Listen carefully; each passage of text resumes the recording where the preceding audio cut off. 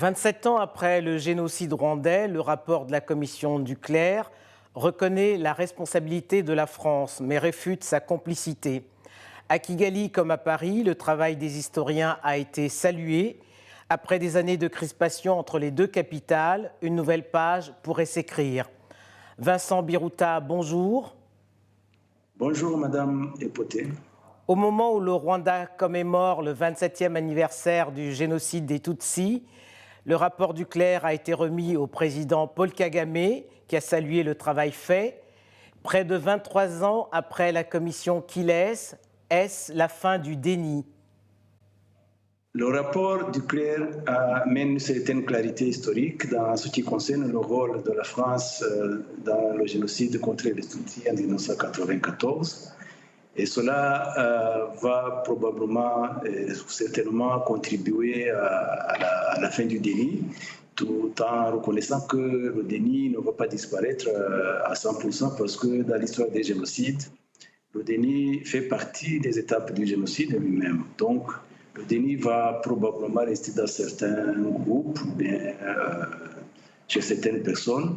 Mais en ce qui concerne la France et le Rwanda, il est clair que ce rapport est un apport capital pour la clarité historique et que le génocide contre les Tutsis est reconnu et le rôle de la France est aussi reconnu. Il y a des responsabilités lourdes et accablantes qui ont été soulignées par le rapport. Et nous pensons que si le déni ne va pas disparaître complètement avec ce rapport, en tout cas, c'est une contribution importante à la reconnaissance du génocide et au rôle des uns et des autres. Ce rapport est une commande d'Emmanuel Macron. A-t-il eu le courage politique qui jusqu'ici a manqué à ses prédécesseurs?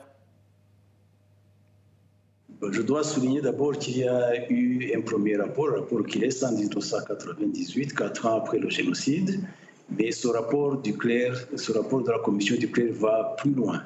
Et donc, c'est vrai qu'il faut reconnaître le courage politique de la part du président Macron qui a pensé à établir cette commission, à lui donner des termes de référence et surtout à ouvrir les archives qui n'étaient pas accessibles jusqu'à présent. Et cette action a permis le travail de la commission.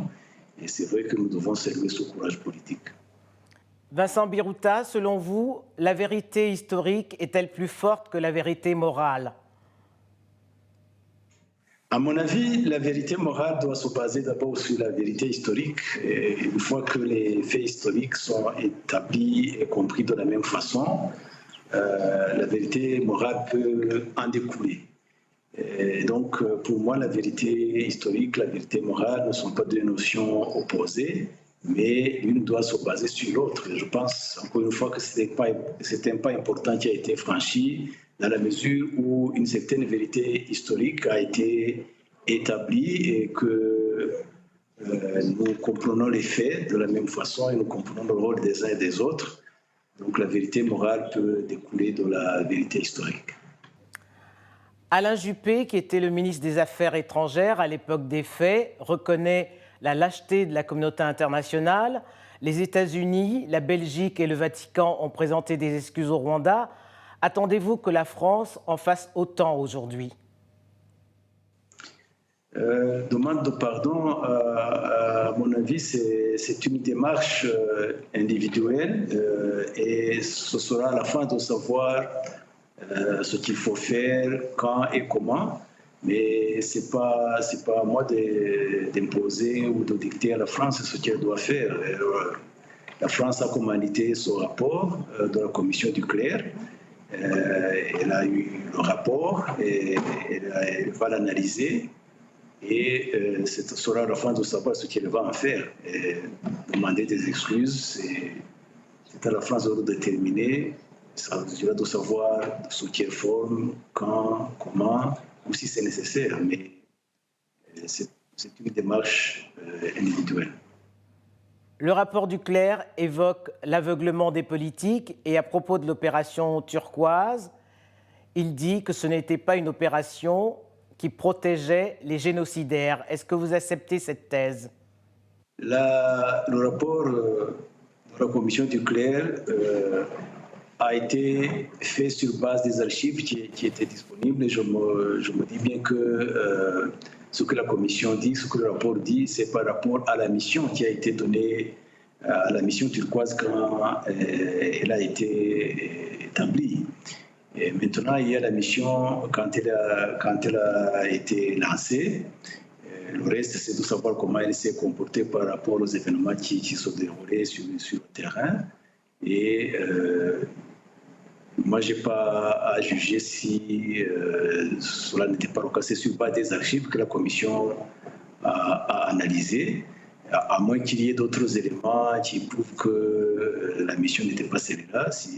Mais je dois donner crédit à ce que la commission du clerc a trouvé sur base des archives qu'elle a consultées. Vincent Biruta, qu'attendez-vous désormais de la France? Qu'elle puisse extrader tous les génocidaires vivant sur son sol?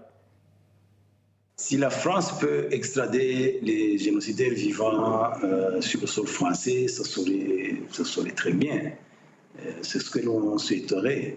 Mais si la France ne peut pas extrader ces génocidaires, au moins il faudrait qu'elle puisse les juger. Parce que extradition ou jugement, cela aussi dépend des lois en place dans les pays concernés. Mais l'essentiel serait que ces génocidaires soient traduits devant la justice et qu'ils puissent rendre compte de leurs actes. Ce travail mémoriel fait par la France le sera également par le Rwanda qui va produire son rapport. Est-ce essentiel pour décrisper les relations entre Paris et Kigali? Oui, c'est essentiel. Le rapport que le gouvernement du Rwanda va sortir d'ici quelques jours sera complémentaire du rapport de la commission du clerc. Il y a certainement des différences, mais pas de contradiction fondamentale. Et donc, ces deux rapports qui sont complémentaires vont contribuer à établir la vérité historique. Et si on a une même compréhension du passé, il sera plus facile de construire l'avenir ensemble. Mais je dois vous dire qu'il y a déjà une relation entre la France et le Rwanda. Il y a des projets de coopération qui sont en cours. Dans quelques semaines, on va ouvrir le centre culturel franco-rwandais. Il y a donc une relation qui est déjà là. Mais une même compréhension du passé va contribuer à avoir une relation plus saine et probablement à aller plus loin dans la coopération. Mais depuis plusieurs années, Monsieur le ministre, il n'y a pas d'ambassadeur de France au Rwanda. Nous espérons en avoir un prochainement. Ce serait une des conséquences de ces deux rapports et de l'amélioration de nos relations des relations entre la France et le Rwanda. Diriez-vous que tout cela participe à la construction de la nouvelle relation qu'Emmanuel Macron veut désormais entre la France et l'Afrique? Les rapports dont on était en train de discuter concernent la France et le Rwanda, pas la France et l'Afrique. Mais si la France et le Rwanda peuvent rétablir une relation saine basée sur la vérité historique qui aura été établie par les deux rapports, cela va de soi qu'il est possible aussi que cela serve de modèle pour les autres pays africains que effectivement, si la France a ce souci d'établir une nouvelle relation avec les pays africains, si elle commence par le Rwanda, qui a eu une relation plutôt difficile avec la France ces derniers 27 ans, il est possible aussi que la relation entre la France et les autres États africains peuvent s'améliorer, mais encore une fois, ce rapport concerne la France et le Rwanda et pas la France et l'Afrique. Mais entre partenaires, désormais, toutes les vérités, même dérangeantes, doivent être dites et entendues. Oui, si on peut explorer le passé ensemble, entre partenaires, et que l'on puisse reconnaître les erreurs du passé ou bien les responsabilités s'il y a lieu, cela permet d'amener une certaine confiance entre les partenaires et il est plus facile de construire l'avenir ensemble si on a une compréhension commune et honnête du passé. Quel est le vœu du ministre des Affaires étrangères que vous êtes pour cette nouvelle page de l'histoire qui s'écrit entre vos deux pays?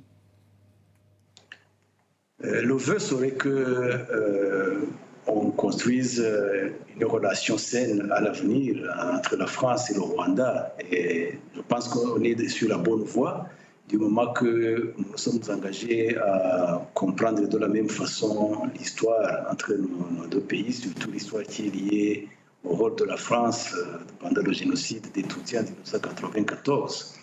Et c'est une bonne base. Si on a une compréhension commune de son passé, il sera plus facile pour nous d'avoir une relation constructive à l'avenir.